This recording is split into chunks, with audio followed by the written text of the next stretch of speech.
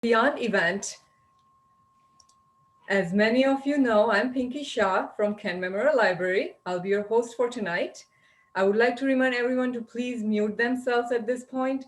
We'll have an interactive question answer session towards the end, and you will be able to ask Alka questions yourself by raising your hand or type it in the chat. Just as a reminder, we will be recording this first portion of the event, and after the Q&A, we'll raffle 2 signed copies of the Henna artist live, so stick around. I would like to now welcome Alka, New York Times bestselling author of The Henna Artist. Alka is a graduate of Stanford University and received her MFA from the California College of the Art. Alka was born in India in the state of Rajasthan. Her family came to the United States when she was 9, and now she lives on California's Monterey Peninsula. The Secret Keeper of Jaipur is her second novel, and it will be published in June 2021. Alka, we are so delighted to have you at our first author visit in Books and Beyond series. Your book, Henna Artist, is very popular and loved at our library. It's my pleasure to introduce to you guys Alka Joshi. Hi, Alka. Thank you so much for being here. Oh my gosh, thank you so much. I'm so excited to see all these faces. This is wonderful. I am out in California and you guys are all out in Connecticut, right? Correct. All right, okay. Okay, so you know what, you guys, the reason that Lakshmi is able to succeed in her life is because of 3 things: patience, perseverance, and passion. And those are the exact 3 things that I needed in order to bring this book to life in libraries and in bookstores. So I'm going to start my journey in 2008. In 2008, what happened is the mortgage crisis. Now, at that time, I had been running my advertising and marketing agency for many years. And I realized we were going to be approaching a 2-year recession. That's usually how long those recessions lasted. My revenue would go flat for a couple of years, and I wouldn't know what to do with myself unless I'm super, super busy, because I'm busy all the time and I like being busy. So I thought, okay, what am I going to do these next 2 years? Well, my husband had been encouraging me to try long form fiction. I had always written commercials, I had written radio spots, I had written advertising and marketing campaigns, but not long form fiction or short stories. So he starts doing this. He starts bringing home books like this, India, and it has all these wonderful, images of Indian women, gods, goddesses, Ganesh and Lakshmi and women drinking tea, all kinds of wonderful things. And then the other thing he brought home was this wonderful book, pop-up book of Hindu altars. And when you open it up, there are these beautiful gods and goddesses that pop up, and they, you learn something about them. And then on the sides are these wonderful hennaed hands. And I thought, wow, this is giving me ideas of what I want to write about. I think I'm going to write about India. You see how clever he was? And so then at the same time that all of this is happening with the mortgage crisis and me trying to decide what to do for 2 years, my younger brother had bought a condo in Jaipur. We used to live in Jaipur, and my extended family still lives largely in Jaipur. So he said to my mother and father, if you guys want to come visit friends and family, here's the keys. I have built this whole condo. I've furnished it and everything. This is for you. And my mom said to me, let's go. So we start going to Jaipur at the same time that I enroll in something called the MFA program, the Masters of Fine Arts in Creative Writing at California College of the Arts. It's only 2 miles from my house. It's a no-brainer for me to get there. It's only a 2-year program. So by the time the recession's over, I know I'm going to be able to go back to work, no problem. So, we start going back and forth to India, and we make this trip about 4 or 5 times, my mother and I, during the course of my master's thesis. So in Jaipur, I'm spending more time with my mother than I have since I was 18 and left for college.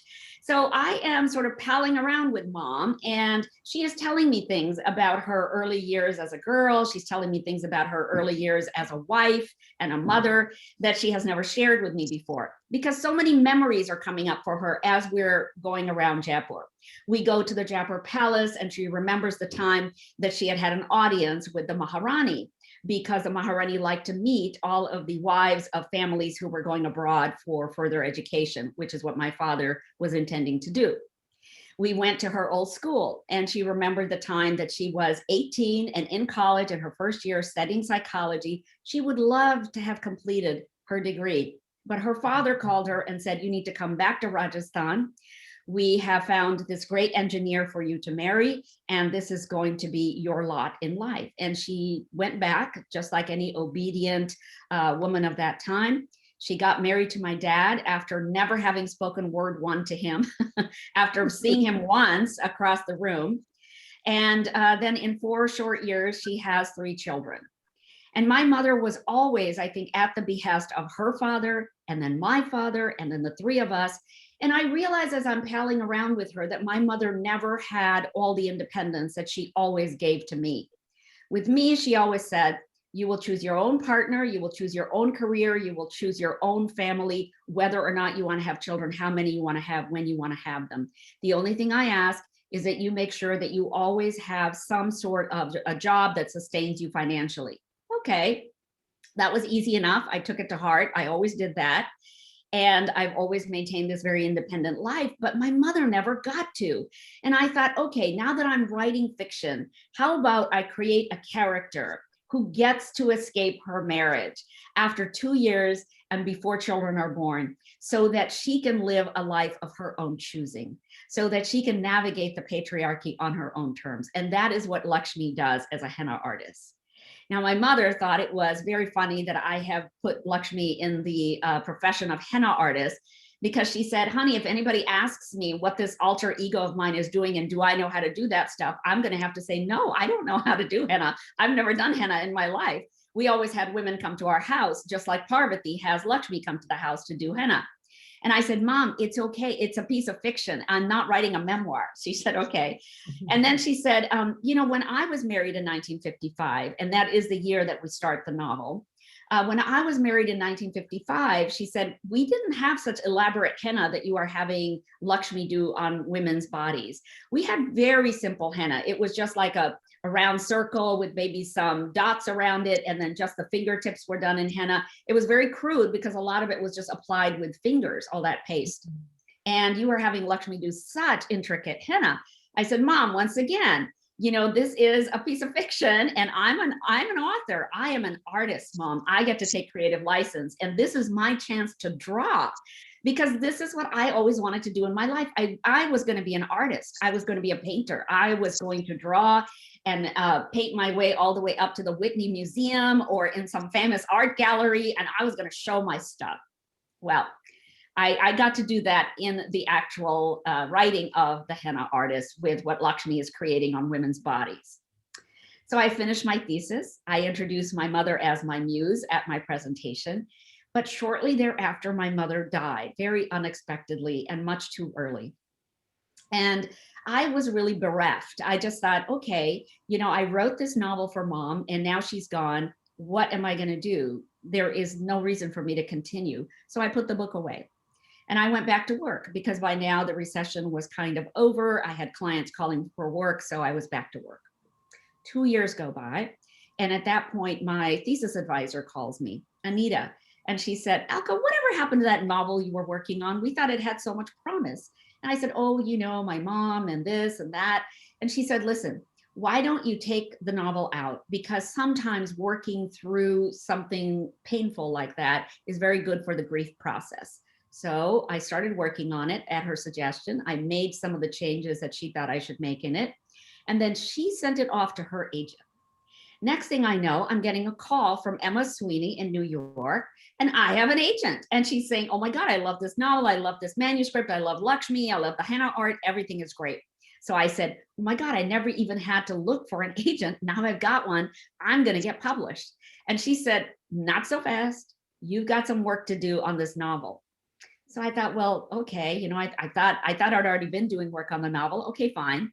Emma knows best. She's been in the business for 30 something years. So we start working on the novel. 1 year goes by, 2 years go by, 3 years go by, and we're still working on this novel. By now, I have cut 140 pages out of the novel. I have polished, I have edited, I have cut out backstories, I have added different epilogues. Emma doesn't like that epilogue. I write another one, I write another one, I write another one. By now, I am so familiar with these characters. I know what they're going to do in any situation. I know their future stories, their backstories, but I'm not allowed to put all of it in the book.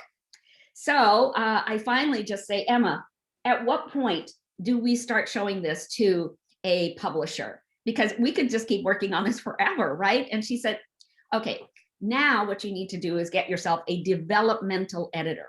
And I said, what's that? These are people who take you to the finish line, she said. Their job, and they get paid to do this. You're going to pay them to do this. They're going to look through the manuscript and they're going to tell you all the things you need to do to make it a much better book. All right, I go, fine, okay. So I get myself a developmental editor and she sends me back all of these notes.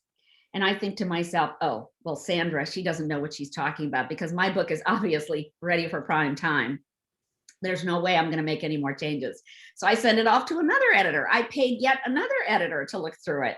And that editor sent me back what's called an editorial letter. And it's also 12 to 14 pages long.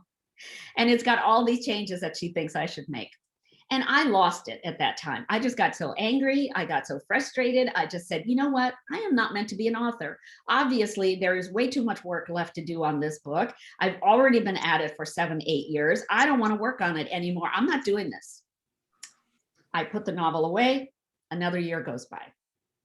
I'm looking in my desk for something and I reach into the drawer and there is that manuscript. Well, I'm so used to reading everything that's in front of me. I start reading it. About an hour later, I'm still reading the novel. And I'm thinking to myself, hey, this is a pretty good story. Hey, I can't believe I wrote this thing. Oh my God, I really like Lakshmi and I really want to know what's going to happen with Radha and Kanta and Manu and Malik and all these people. So I thought, okay, maybe if I like the novel that I started all those years ago, maybe other people would like it too. So let me dig out those editorial pages and see if there's something I can do. I dug out the pages, and now because I'd had a year's worth of distance from them, I could see that what the editors were saying was that this book was definitely going to get published, but I really just needed to make it that much better in order to be a bestseller. So I went to work and I started putting all of those suggestions in place. About 80% of them I addressed, about 20% of them I said, have nothing to do with my book. Then I send it all back to Emma in New York and I say, Emma, by the way, I know we haven't talked in a couple of years, but here is that book again that I started 9 years ago. Could you please send it off to a publisher? And so she did. And within 2 months, we have a contract with Mira Books, which is a division of Harper, HTP Books, which is a division of HarperCollins. Now I have a contract and I also have a new editor. And this is the publishing editor, right? This is the person you don't have to pay. That's the editor. That's the final editor. That's the one who's going to put their final stamp on it. So she has some changes she wants me to make. Now, when you get the contract, there's about 18 months to a 2-year lag to the time that the book actually shows up on your shelves. And during that time, Kathy and I, my new editor and I, are working on the final changes. The art department is coming up with this gorgeous, gorgeous cover. And the marketing department has come up with this title called The Henna Artist, because I swear to you, this was not the title I started with. I am a lousy person for titles. Don't ever ask me to do a title ever. Like, even if you paid me, it would not come out well. So, and then the sales department is working really hard at selling this book, because I didn't realize at the time that we signed the contract, nobody told me that The Henna Artist for HarperCollins was going to be a very big book for 2020. That is how they had planned for the marketing and publicity to go. So we are all working hard. We are anticipating the release of this book, and it was slated 18 months prior. The release date is March the 10th, 2020. And as March the 10th, 2020 comes, I see every single book event that I am signed up for disappear. Every conference is canceled. Every panel discussion is canceled. Every book signing is canceled. And all the bookstores closed down. The libraries closed down. And Amazon and Barnes and Noble stopped shipping out books. They're only going to ship out toilet paper and and soap and paper towels. And I just thought, just shoot me now. Just shoot me now, because I cannot believe I just spent 10, 12 years of my life on a book that nobody is ever going to read. And I did what any self-respecting adult would do. I went to bed, I pulled the covers over my head, and I just cried and cried and cried. And, you know, my husband said, honey, everything will be fine. And I'm like, you're the one who told me to go do this. And now nothing's going to happen. So a week later, I get a call from Kathy, my editor, and she said, I want you to sit down because I have some really exciting news for you. I said, okay, I'm sitting down. She said, Reese Witherspoon is going to announce your book for her May book pick of 2020. And I was stunned. I couldn't even talk for a couple of minutes because I was like, oh my God, is this like a dream I'm having under the covers? What is going on here? And it turned out, no, it was true.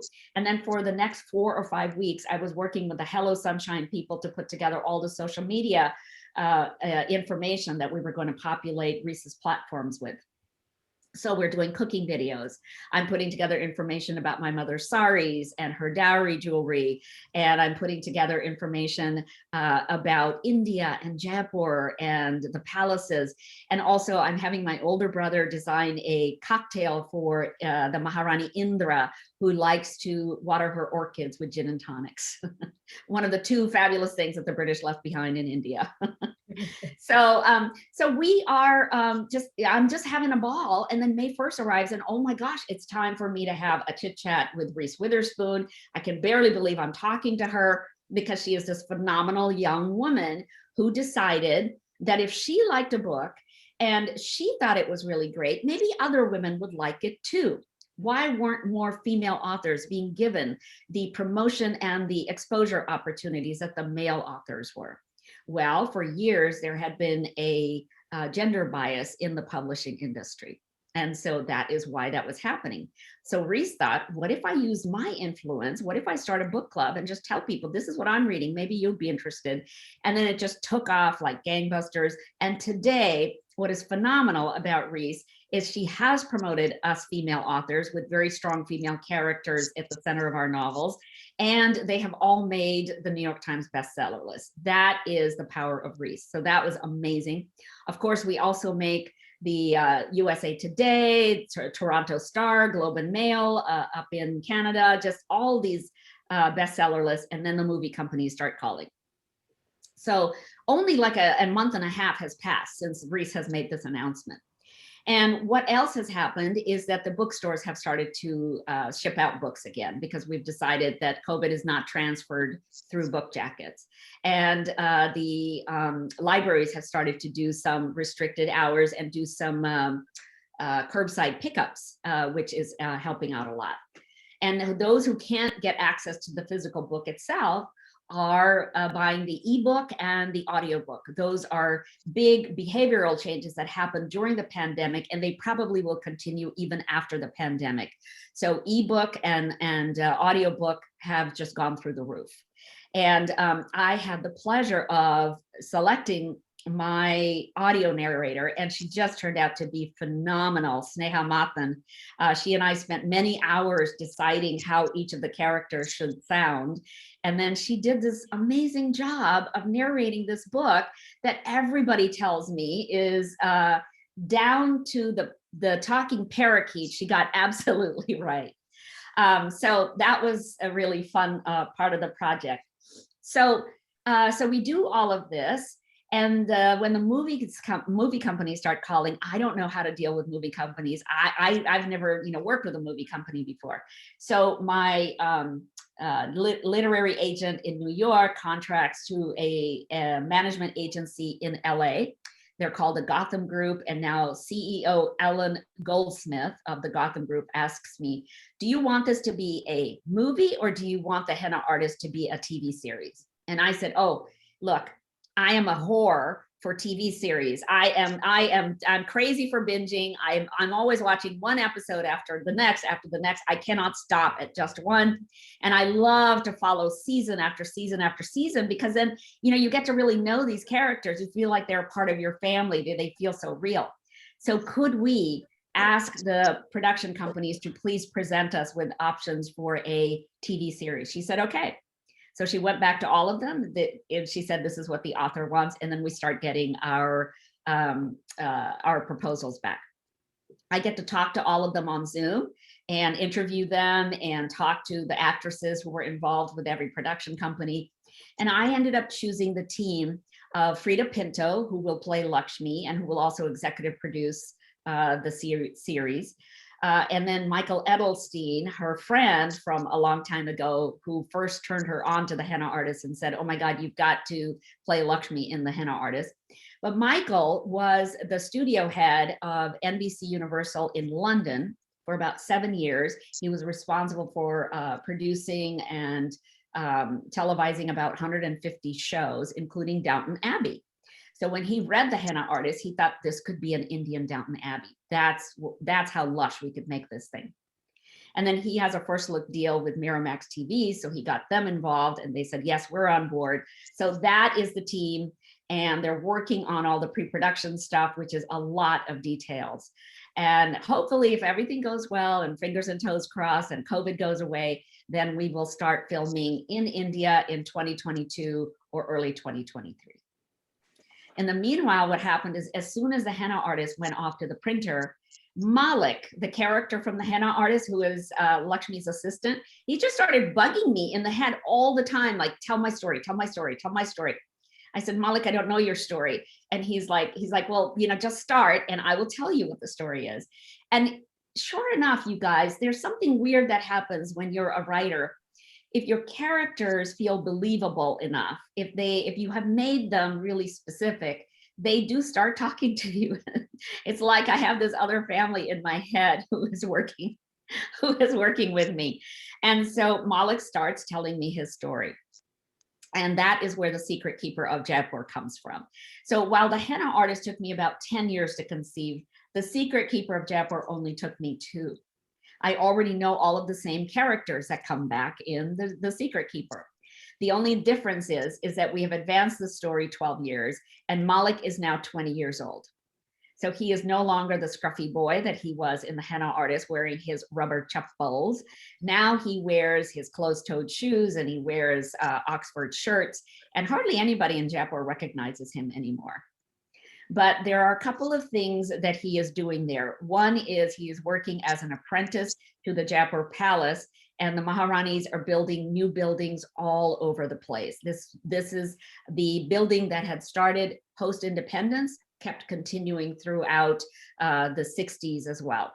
So in the year 1969, the Maharanis are building this state-of-the-art cinema house because this is going to be a source of continual income for them. In India, I don't know if you guys know this, but Bollywood produces about 2,000 to 2,500 movies a year, like way more than even Hollywood. So, you know, the business of movie making is super huge. And that means that cinema houses will have tons and tons of movies that they can choose from to show. And in 1969, they would have showed probably the same movie over and over again, but there's so many people in India that, you know, thousands of people will come every single day to watch that movie. And sometimes they'll come 2-3 times to watch the exact same movie. And the movies there used to last, not so much, I think, anymore, but they used to last 3 to 4 hours and you'd have an intermission in the middle. So what's happening with Malik is that in this cinema house on the opening night, a balcony collapses. And unless Malik finds out exactly why that happened, then the people that he loves are going to be, their jobs will be in jeopardy. And he doesn't want that to happen. Also, he has found out through Lakshmi that there is something going on here in Jaipur that is going to impact the safety of his beloved back home. He left a woman that he had become involved with back in Shimla. So this is Malik's story. And of course, Lakshmi has to come and sort of rescue him a little bit and help him figure out how he's going to divulge some of these secrets and the way he's going to divulge them so everybody can hear them and how he can protect everybody, including the Maharanis. So that is story number 2.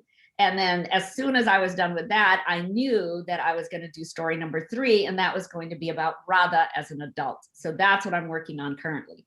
And now I would love to entertain any questions that you guys might have about the henna artist or the secret keeper or the writing process or whatever you'd like to ask me about. Sure. Oh, and by the way, I'm 63 years old. Everybody always wants to know. Okay, I'm 63. It's isn't it funny that older we get, we proudly share our age. There is a middle era that we don't want to share our age. It's funny to me. But actually, I would like to start with a question. A lot of information you already gave it to me, but you know how everybody says that write a story that you would like to read. It's a saying, and you absolutely, like you said, this is what you did. And while I was reading your book, to me, I felt like all the characters, you know, they were strong, they were independent, but side by side, they were also very vulnerable and flawed. So can you share a little bit about the character development? Sure. Like you, I also love to read about characters who feel real, who have weaknesses and strengths, and they have joys and sadnesses, and they betray people they love, and they are betrayed by people they love, because that is the human condition. That happens to all of us. We all go through that. And I like to read about characters that feel real. So I think that for me, you know, it's not enough to just develop a character who's going to be strong all the time, because nobody is strong all the time. We all need help. And for me, I think, you know, growing up in America as an immigrant, I have to say that books really helped me through that first 10 years as an immigrant. They really helped me, because I think what it showed me was this idea of resilience, that characters, if they just stuck to things, if they just stuck to their intention in life, that they could go places. And while I felt so foreign and so different from everybody in the Midwest when we first arrived in America, I think that books helped me to bridge that difference. You know, they just help me feel that maybe right now I feel different, but as I get older, I'm going to be able to find my own gift. I'm going to be able to find my own inner self and be able to thrive as a result. Yeah, no, that's fantastic. I will open the floor, but I just had one question. I am Indian, as you can tell by Yeah. and I actually came to US when I was 21 years old. So I most like now it's 50-50. But I also grew up with caste system, and I was talking to one of my colleagues at the library that when you are in it, you don't realize it. When I moved out, now when I settled in US, and then when I started visiting back home, Yeah. and looking at India from, you know, from outer, that's when everything, I was like, how did I not realize that? And you were very, you know, in the book, the caste system is very prominent in the henna artist. Right. Do you see, like, have you experienced anything? And also, my bigger question was more likely that we can call it a caste system, or we can call it a racism. It's basically putting people in their boxes. Mm-hmm. Do you see any similarities between Indian society and like Indian culture and American culture? Oh, yeah. I think that one of the first questions that people have always asked me once they find out I'm from India is they say, what about that caste system? And what I always want to say is, you know, every country has their caste system. Every country has these social classes that we put people into. And we, even though we may not physically allow them to transport themselves into another one of the classes, we sort of mentally and emotionally make it impossible for them to do that. And this last year, when Isabel Wilkerson came out with her book Caste, I was so happy because I thought, oh, she has made that argument much more coherently and cogently than I could have. And I think that's exactly what she's saying. Look, you guys, colorism, classism, casteism, they're all one and the same thing. They are really just us trying to push people into certain boxes and making it impossible for them to transgress those boundaries. But yeah, I think we have them. Definitely, we have that here in this country too. It's interesting. I left India at such a young age, at 9. And I didn't realize about casteism either until I went back to visit, just like you have. And then I'm seeing it all over the place, and I'm realizing the Indians don't see it themselves. So in a way, I think sometimes you have to leave home to really understand home. And one of the things that I have really enjoyed about writing The Henna Artist is that I am a combination of East and West. And that actually allows me more of an objective point of view, and I can write about the colorism and casteism and classism in The Henna Artist as it's organically lived in India. I tried not to bash anybody over the head with it, but just to have it the way that it's lived and experienced by people, by the characters in The Henna Artist. Yeah, yeah. I have quite a few questions, but I want to actually see if anybody else have a question. I have a question.